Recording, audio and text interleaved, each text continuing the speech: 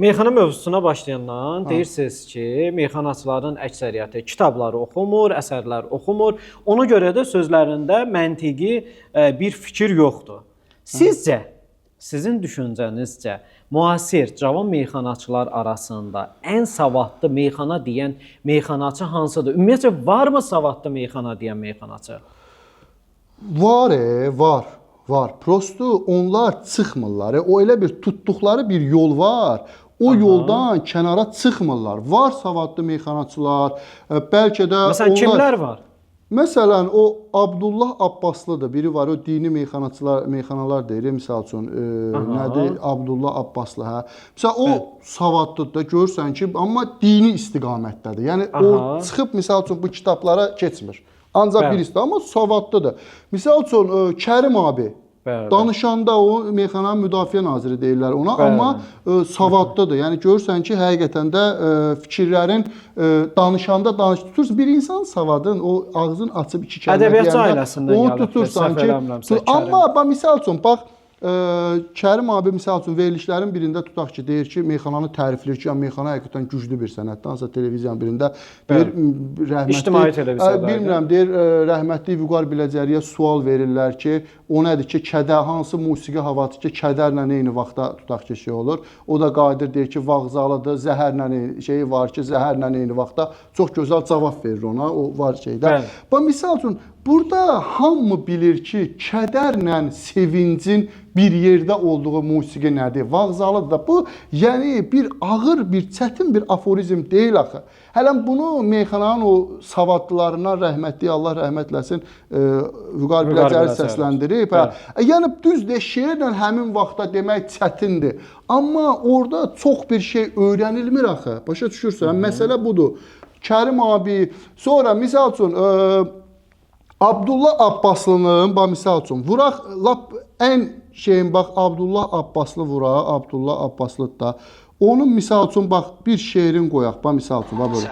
Səhrada ilan vursa çıxardın göyə sancından, hər ay fuqara əhlinə paysaxla qazancından. Bir vaxt atının quyruğu kəsiləndə utancından sahibkarı aylarla girib mənzilə çıxmazdı. Bir vaxt sahibkarın atının quyruğu kəsiləndə utancından sahibkarı girib evə aylarla evə girib çıxmazdı da utancından. Belə bir qafiyə deyir. Həqiqətən də ən şeydir də.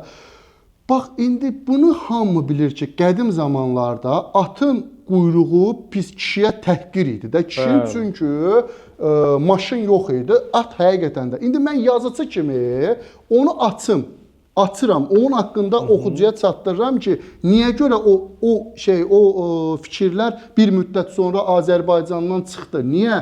Çünki inkişaf olundu, maşın çıxdı, at uca keçdi ikinci plana, ondan başqa bəzi adamın bəzi hissi ilə ədavəti var idisə, birinə pul verirdi, gecə ilə gedib onun atının quyruğunu kəsdirirdi, sabah açılanda, amma aslında hörmətli bir kişi daha. Bunun nə var, atın quyruğunu kimsə gizlin yoldan kəsdirib ki, qoy o xəcalət çəksin. Deyirdilər ki, atla arvad eyni qeyrət baxımından eyni götürülür. Mən Trabzonda olanda orada Trabzonlu biri var idi. Bizim Trabzon, Türkiyənin Trabzon şəhəri üçün dedi ki, bizdə 3 dənə şey böyük bir qeyrətdir. Silah olmalıdır. Arvad, silah, bir də dedi ki, at uca gedib, indi maşın. Misal deyir, maşın olmalıdır. Trabzonluda deyir, hərəsinin bir maşını olmalıdır nəsə.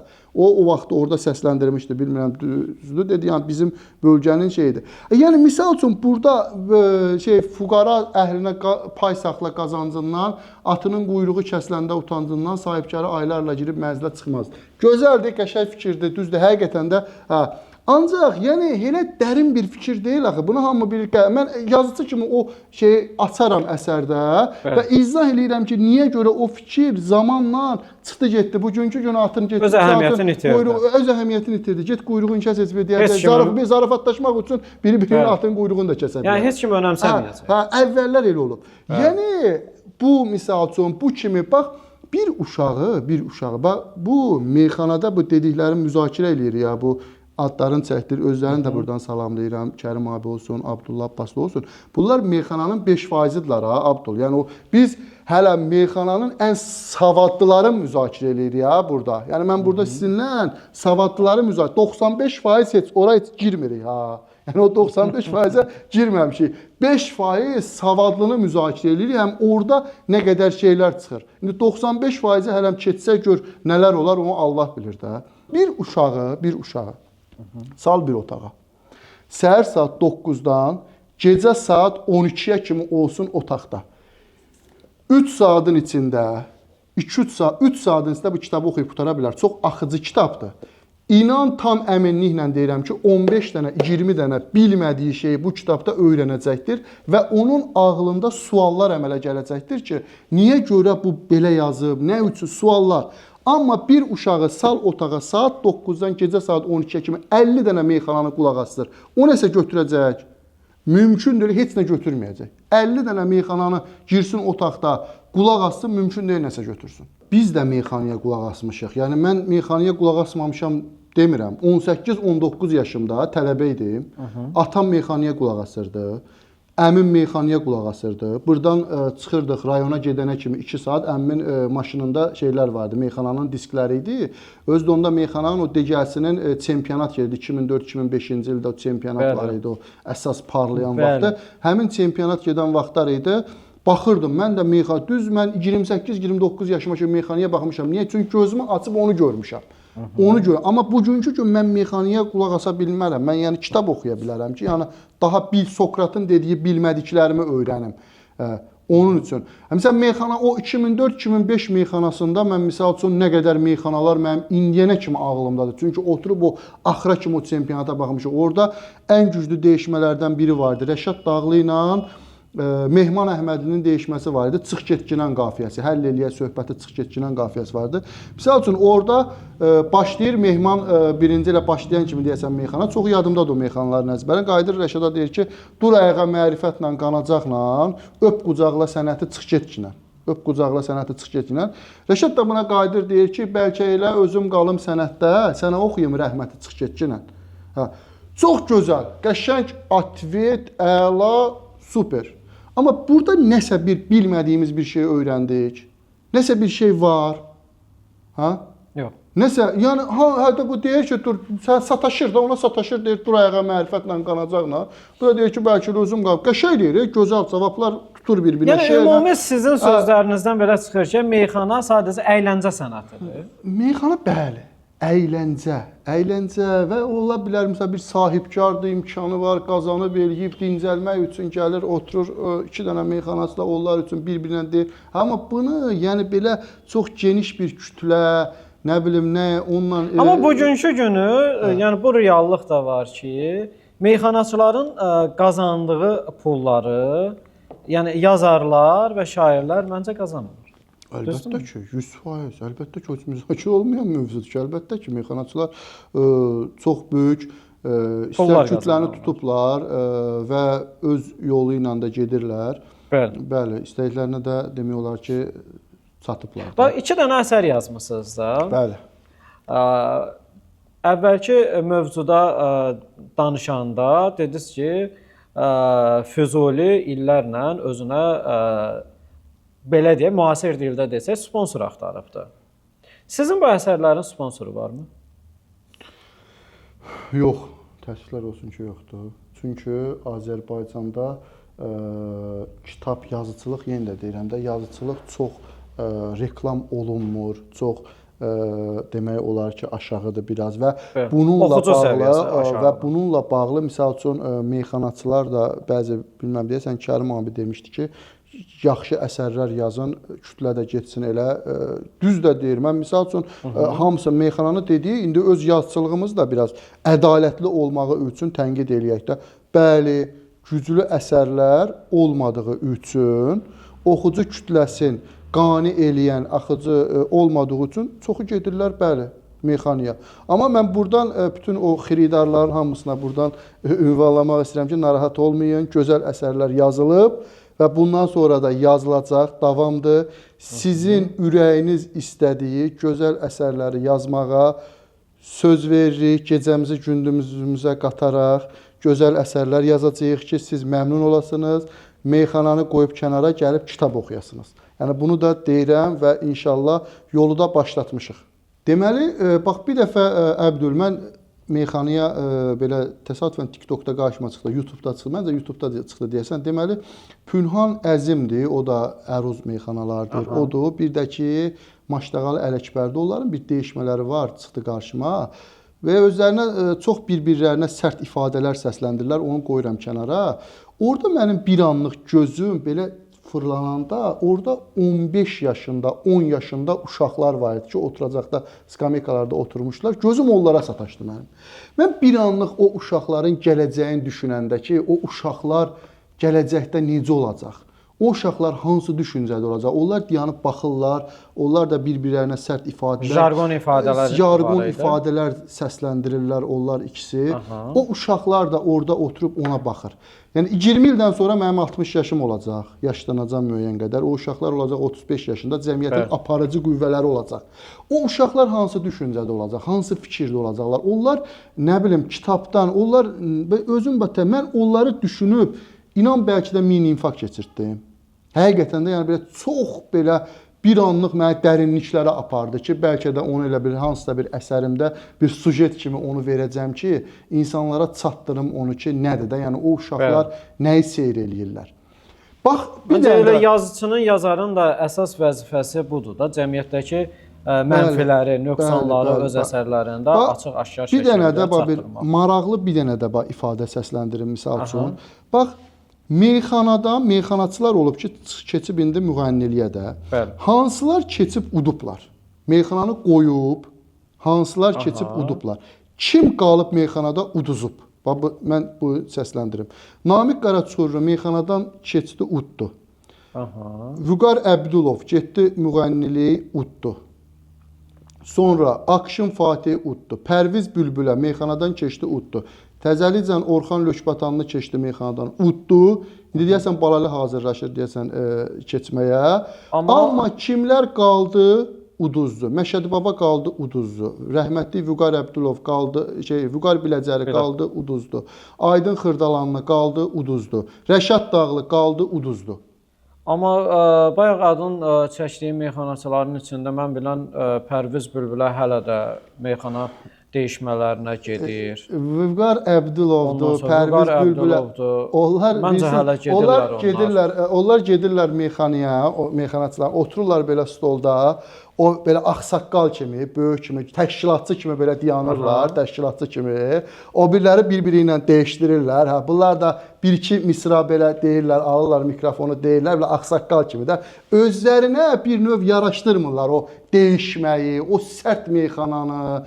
Deməyi özlərinə artıq rəva bilmirlər. Axı onlar, çünki o məclisdə onların, belə deyək də, onlarla eyni vaxtda başlamış meyxanaçı demək olar ki, yoxdur. Hamısı gənclərdir, uşaqlardır. Gənclərdir. Yəni Orxan Lökbətanlı Rəşad Dağlı tutulana kimi deyirdi. Nə oldu? İndi niyə demir? Çünki görürlər ki, onlar özlərinə yaraşdırmadığı proseslər gedir o meyxanada. Kimdən gedib desən meyxana? Özlərinə onu rəva bilib deyir. Dönəndə hansı elə Xosrovla deyişəydin də. Orxan Lökbətanlı Xosrovla niyə deyişmədi? Deyişəydi axıra kimi də. Və yaxud bir başqa. Çünki gördü ki, o yol yaxşı yol deyil. Gördü ki, o yol yaxşı yol deyil. Artıq burada elə dayanmaq vaxtıdır. Bəzi meyxanaçılar var ki, vallahi, yəni onların meyxana sənətinin mılsından xəbəri yoxdur. Meyxana deyirlər. Şəxsən savadlı meyxanaçılar onlarla bir yerdə efrət çıxmamalıdırlar. Mən bu dəqiqə meyxanaya başlasam onlardan güclü deyərəm.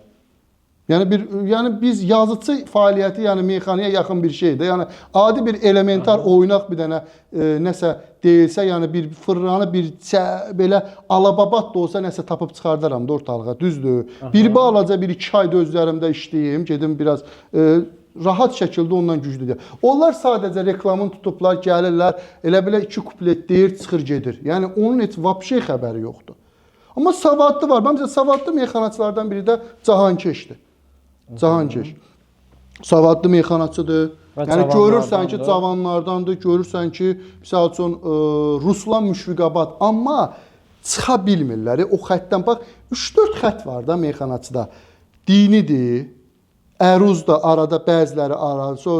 Rüfət Dahi var Lənkərandan. O da savadlı meyxanaçıdır misal üçün. Onu da səsləndirək fikrin düz olsun. Odur misal üçün əruzdur, dinidir, dəyişmədir əsas, o bir-birlərinə sərt ifadələr. Bir də arada bir nəsə bir tərif meyxanası, başqa çıxa bilmirlər. Ona görə də onlar daha irəliyə gedə bilmir, inkişaf eləyə bilmirlər. İnkişaf eləmək nədir? İnkişaf eləmək müəyyən qədər çıxmaqdır da, çıxa biləsən. Nə etməlidirlər? Nə etməlidirlər? Kitab oxumalıdırlar. Mənim kitablarımı oxumurlar, problem deyil. Amma bu dünya ədəbiyyatının şahesərləridir. Bunları heç olmasa oxumalıdırlar. Oxusalar özləri də görəcəklər ki, həqiqətən də tam fərqli çərçivədə deyəcəklər. Bugünkü günü sizcə, sizin fikrinizcə meyxananın bir nömrəsi kimdir? Meyxananın bir nömrəsi, yəni özləri də razılaşırlar ondan ki, bəli, Rəşad Dağlıdır. Bunu mən də şəxsən deyərəm də, indi baxmış və istər-istəməz meyxana, deyirik meyxana haqqında özü meyxananı deyə bilərlər ki, tənqid eləyir, amma maşallah meyxana haqqında demə bütün günü meyxanaya baxırmış. Bizim variantımız yoxdur. Mən harasa gedirəm, istər-istəməz mənim 3 dostum meyxanaya baxandır. Mənim istər-istəməz çayxanaya gedirəm, meyxanadan söhbət düşür. İstər-istəməz mən kitabdan söhbət eləməyə adam tapa bilmirəm. Valla bir dənə kitab blogeri Əmrah Şükürov var, bir dənə də Firidun var. Onlar biri Sumqayıtda qalır, biri Masazırda. Gedirəm bəzən onlar tapıb gəlirəm ki, kitabdan söhbət edirəm. Başqa hər yerdə meyxana danışırlar. Mən avtomatik nə etməliyəm ki? Mən də deməm. Meyxanada Rəşad Dağlıdır. Niyə? Biz niyəni açaq? Çünki Rəşad Dağlı o xəttdən müəyyən qədər kənara çıxır. O deyəndə onun meyxanasında savad var. Misal üçün deyir, yaşamamışıq Seyid Əzimin çağında, o Sabirin kim durar qabağında, Azərbaycanın şeir bağında Şamaxı ən bəhərli budaq görsənir. Görsənmi? Seyid Əzimi, Sabirin adını çəkdi, nə bilim, onun adını çəkdi, çıxır o xəttdən. Amma o birilər o xəttdən çıxmırlar kənara. Başa düşdün? Rəşadı keçə bilmirlər. Heç bir meyxanacı çıxa bilmir. Deyirlər ki, Rəşad da ağsaqqaldır. Rəşad Əhmədli məktəbi ilə Əhmədli şairləri, Mehman Əhmədli ilə, Elşən Xəzərlə 2008, o digəsinə 2008-2007-də sərt dəyişmələrə girişdi. Onda meyxananın klanları Mehman Əhmədli, Elşən Xəzər idi. Onlarla sərt dəyişmə axırı bayrağı onlardan aldı. Rəşadın da yaşı az idi. Rəşad onlarla 10 yaş aralarında fərq var. 10 yaş. Rəşad 10 yaş özündən böyük Mehman Əhmədli, Elşən Xəzərə ağzından gələni deyir də, yəni dəyişirdi ola. Bu indikilər deyir ki, biz Rəşadla deyə bilmirik, Rəşad ağsaqqaldır. Deyə bilmirsən, yox, savadın çatmır ola bilsin. Sən Rəşadın savadı çoxdur. Çünki Rəşad kitab oxuyub. Rəşad bilirsən ki, mübtədadan xəbərdən danışır. Rəşad meyxanada mübtədanın xəbərin adını çəkir. Nə qədər meyxanaçılar var ki, mübtəda ilə xəbərin adını bilmir. Valla mübtəda. Misal üçün az dili ədəbiyyat fənninin bir meyxanaçı yüksək səviyyədə bilməlidir. Hansı baş cümlələr, cümlənin baş üzvləri, mübtəda, ikinci dərəcəli üzvlər, təyin, ismin hallanması, kar samitlər, cingiltili samitlər, orfoqrafiya, bu az dili ədəbiyyatdan imtahana düşən, TQTK-ya düşən sualların bir 25-in, 20-sin meyxanaçılar eləməlidir, öz ixtisaslarıdır. Hansı eləyə bilər? Eləyə bilməyəcək. Siz Azərbaycan dil ədəbiyyat fənnindən deyirsiniz. Bu yaxınlarda efirlərin birində olmuşdu. Bir meyxanaçı deyir ki, Çində, Yaponiyada, Koreyada hamısı Kitaydır. Yəni bu ən primitiv bir şeyləri bilmir. Görsünüz. Ən primitiv şeylərdə görsənmə, onları ifadə edir ki, bəli, odur. Çünki o oxumayıb da. Cahankeş bax, meyxanadır. Bir dənə meyxanaların birində deyəsən, kiminsə toyunda deyəsən, deyir ki, əlin aşağı olsa, elə Mircəlalın deyəsən toyundadır, Məşəd Banoğlunun deyəsən toyunda deyəsən, deyir ki, əlin aşağı olsa da başın yuxarıdır, Mircəlal. Əlin aşağı olsa da başın yuxarıdır. Yəni, pul deyil də, pulluq deyil. Misal üçün, dahi Tolstoy, Dostoyevski əsərlərində pulun necə vacib bir şey olduğunu izah eləyir.